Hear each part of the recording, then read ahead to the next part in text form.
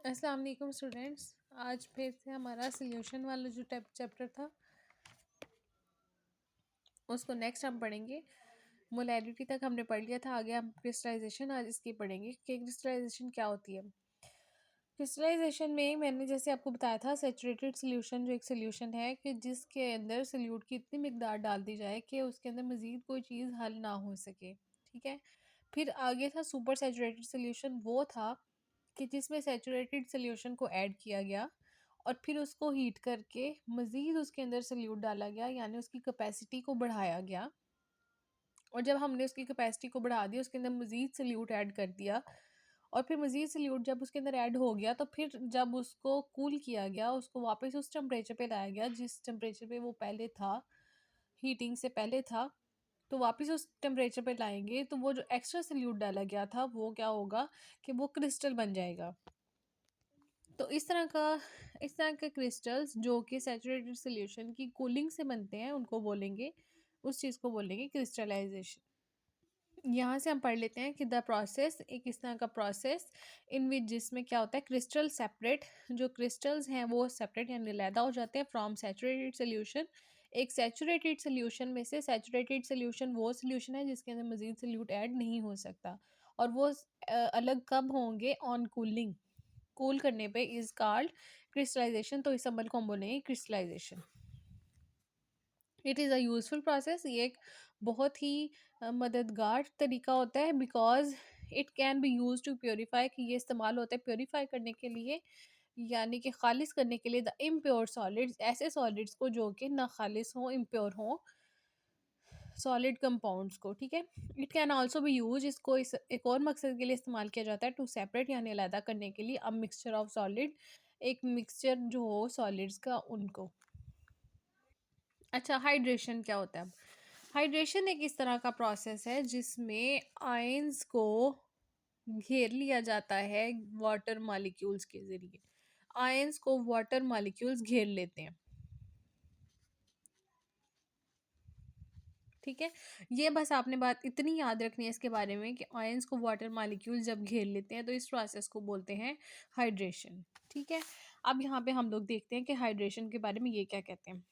Hydration is the process, hydration एक इस तरह का प्रोसेस है इन विच जिसमें क्या होता है, एन आयन, एक आयन इज सराउंडेड यानी कि घेर लिया जाता है बाय वाटर मॉलिक्यूल, उसे पानी का मॉलिक्यूल घेर लेता है, arrange in a specific manner, और फिर वो एक स्पेसिफिक मैनर में अरेंज हो जाते हैं। ठीक है, तो इस चीज़ को बोलेंगे हाइड्रेशन।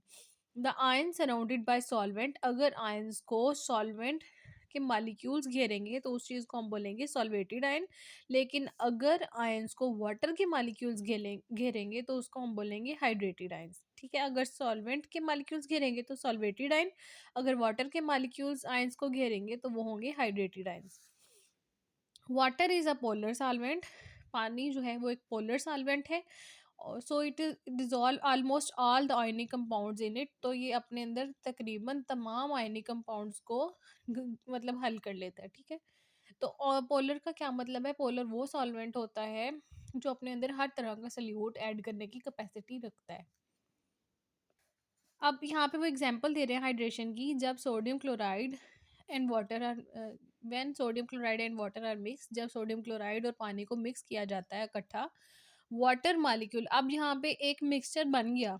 ठीक है, सोडियम क्लोराइड यानी नमक और पानी का जो है आपस में मिक्सचर एक तैयार किया गया, इनको आपस में मिक्स किया गया, एक मिक्सचर तैयार हो गया है।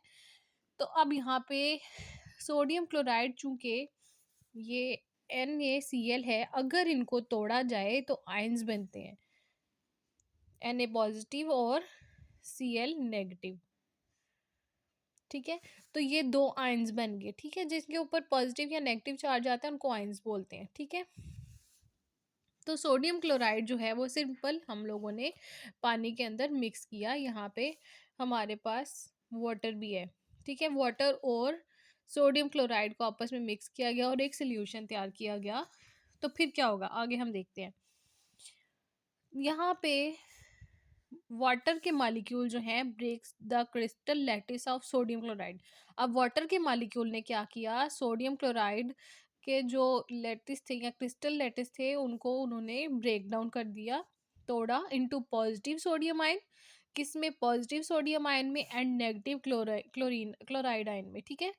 तो यहाँ पे वो उन्होंने क्या किया, हमने जब वाटर और सोडियम क्लोराइड का मिक्सचर तैयार किया तो वाटर के मॉलिक्यूल ने क्या किया, सोडियम क्लोराइड का जो क्रिस्टल था उसको तोड़ा और इसको किस में चेंज कर दिया, Na पॉजिटिव में और Cl नेगेटिव में, ठीक है।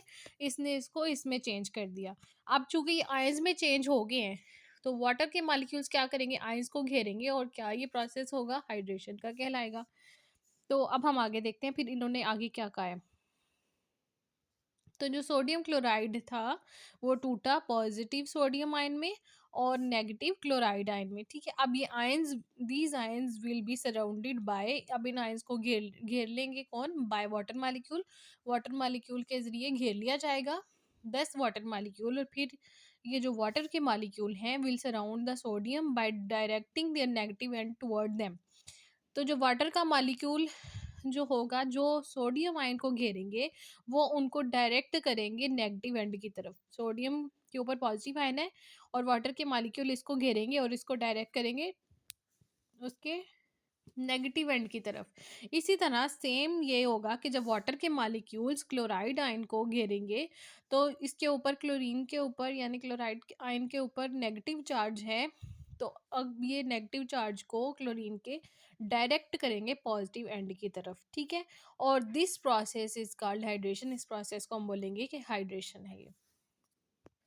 अब यहाँ पे कुछ जो हमारे पास टर्म्स हैं, suspension, colloidal solution, standard solution, true solution और सॉल्युबिलिटी, ये कुछ टर्म्स हैं कि ये चीज़ें क्या होती हैं, हम वो देख लेते हैं। सस्पेंशन, सस्पेंशन क्या है, किस तरह का मिक्सचर है कि जिसमें सल्यूट के पार्टिकल सॉल्वेंट के अंदर डिसॉल्व नहीं होते, और जब हम उनको फिल्टर करते हैं इस मिक्सचर को तो फिल्टर पेपर के ऊपर सल्यूट जो है उसके वो पास नहीं होता, फिल्टर पेपर के ऊपर रह जाता है, ठीक है।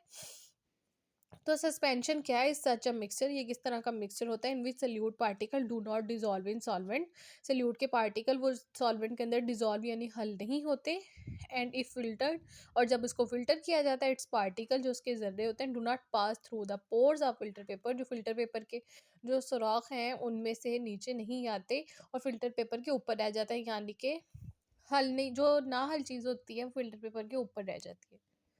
तो इस तरह के सॉल्यूशन को या मिक्सचर को बोलेंगे सस्पेंशन, ठीक है।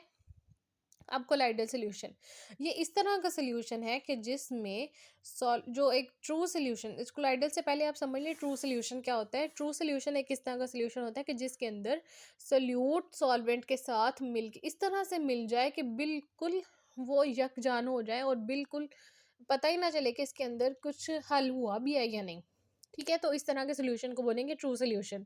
और इसकी मिसाल है कि अगर पानी को नमक के अंदर आप घोलें तो वो एक ट्रू सोल्यूशन बन जाता है। और पीछे हम लोगों ने एक और मिसाल ली थी कि आपने कॉपर सल्फेट को जब वाटर के अंदर मिक्स करते हैं तो वो बिल्कुल ब्लू हो जाता है, पता ही नहीं चलता कि आपने इसके अंदर कोई चीज़ डाली भी है या नहीं।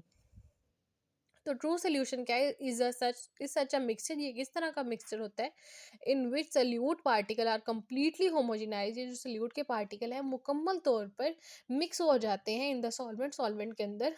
फॉर एग्जाम्पल आपने सोल्यूशन तैयार करना है सोडियम क्लोराइड यानी नमक का, ये इन वाटर पानी के अंदर, या फिर कॉपर सल्फेट का वाटर के अंदर, ठीक है। तो ये उसकी मिसाल है।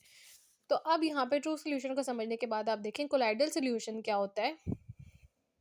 ये इस तरह का सॉल्यूशन है जिसमें सल्यूट के पार्टिकल थोड़े से बड़े होते हैं जितने के ट्रू सॉल्यूशन में होने चाहिए, जो साइज होना चाहिए ट्रू सॉल्यूशन बनाने के लिए सल्यूट का साइज होना चाहिए उससे थोड़ा सा स्लाइटली बिगर होता है पार्टिकल का साइज, सोल्यूट के पार्टिकल का साइज स्लाइटली बिगर होता है than those present in a true solution, जितना कि ट्रू सॉल्यूशन में मौजूद होना चाहिए उससे, बट नॉट बिग इनफ, लेकिन इतना बड़ा भी नहीं होता कि वो हमें अपनी आम आंख से नजर आने लग पड़े, ठीक है। तो इस सोल्यूशन को बोलेंगे कोलाइडल सोल्यूशन।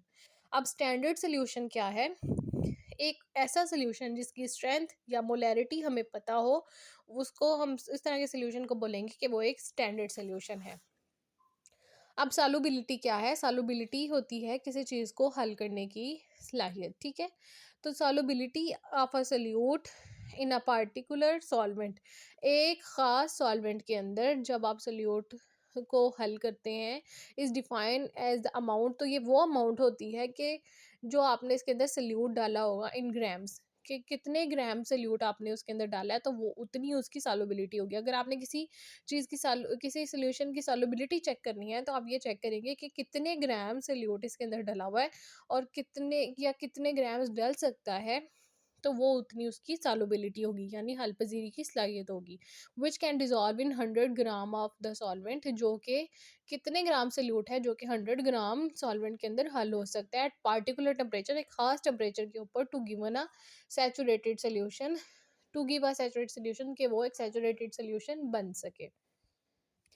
कि ऐसा सॉल्वेंट, मतलब हम लोगों ने देखना है कि अगर कोई सॉल्वेंट है, अगर 100 ग्राम सॉल्वेंट है, तो जितने ग्राम उसके अंदर सल्यूट डल सकेगा, उसको सैचुरेटेड सोल्यूशन बनाने के लिए जितने ग्राम सल्यूट डाला जाएगा, उतनी उतनी हम बोलेंगे कि इसकी सॉल्युबिलिटी है, उस रेंज को बोलेंगे कि ये उसकी सॉल्युबिलिटी की रेंज है, ठीक है। तो ये सारे के सारे कुछ टर्म्स हैं। इस नेक्स्ट लेक्चर में अब आपको लास्ट क्वेश्चन जो है ना चैप्टर का लॉन्ग है, वो करवाऊंगी, फैक्टर्स अफेक्टिंग द सॉल्युबिलिटी।